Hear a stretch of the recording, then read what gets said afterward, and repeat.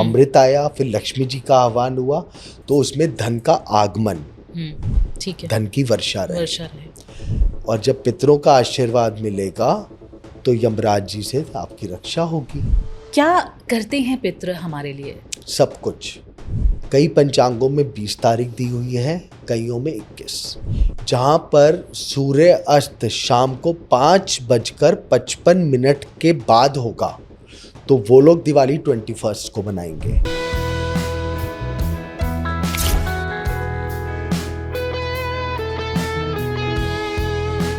Sir, सबसे पहले ये बहुत सारी पूजा हमारी होती है दिवाली के टाइम पे। सबसे पहले धनतेरस आ गया, फिर उसके बाद नरक चतुर्दशी, नरक चतुर्दशी और ये सारी चीजें। कैसे ये डिसाइड हुआ सर, कैसे कैसे होता है ये? प्लीज आप बताएंगे तो अच्छा लगेगा। देखिए, जो मैंने आपको धनतेरस बताया पहले, क्योंकि कलश आया, धन की उत्पत्ति हुई, अमृत आया, फिर लक्ष्मी जी का आह्वान हुआ, तो उसमें धन का आगमन, इसलिए धनतेरस उसको बोला गया कि आपके घर में धनतेरस रहे, ठीक है, धन की वर्षा रहे।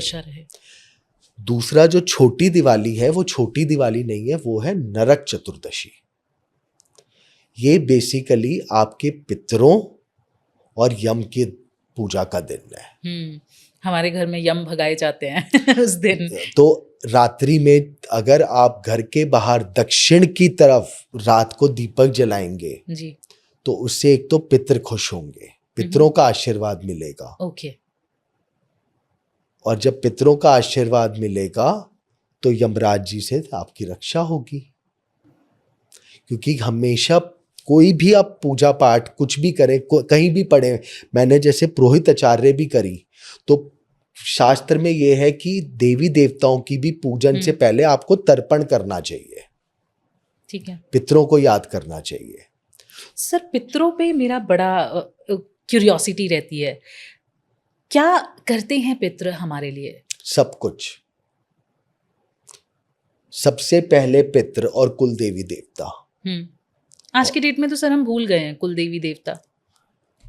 लोग इधर उधर में हमेशा, बहुत शुरू से मैं यही बोलता हूं, अगर आपने अपने पितरों को खुश नहीं रखा, उनके रिचुअल्स नहीं करे, आप कितनी भी रेमेडीज करते जाओ, कितनी पूजा पाठ करते रहो, आपको फल नहीं मिलेगा।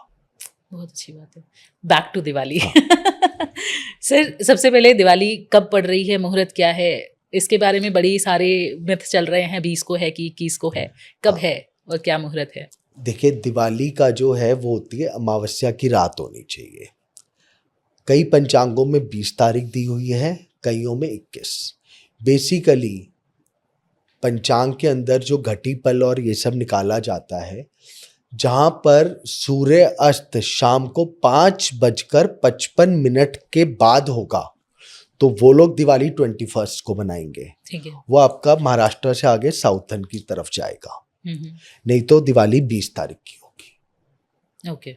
5:55 से पहले या तब तक जहां पर सूर्य अस्त है, तो 20 तारीख को दिवाली। ये कहां से आ गया है सर? ये हर त्योहार 2-2 दिन पड़ जाते हैं, क्यों?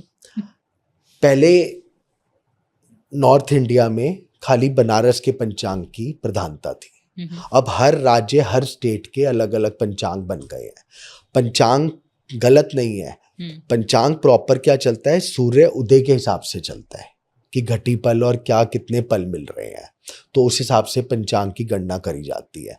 अब कोई अपना भारतवर्ष कोई छोटा सा तो प्रांत है नहीं, तो जम्मू कश्मीर से कन्याकुमारी तक जो सूर्य की डायरेक्शन है और या जो ईस्ट से वेस्ट, तो उदय और अस्त का टाइम में फर्क है, बस उस हिसाब से मुहूर्त में फर्क आ जाता है।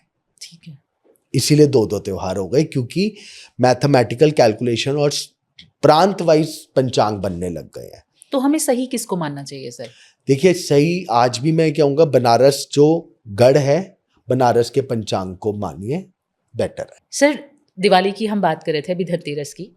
धनतेरस पे झाड़ू की पूजा होती है, तो क्या है उसके पीछे कॉन्सेप्ट सर? झाड़ू का बोला गया है लक्ष्मी जी का वास। तो धनतेरस और मैं कहूँगा दिवाली, दोनों दिन झाड़ू खरीदना बहुत इंपॉर्टेंट है। अच्छा।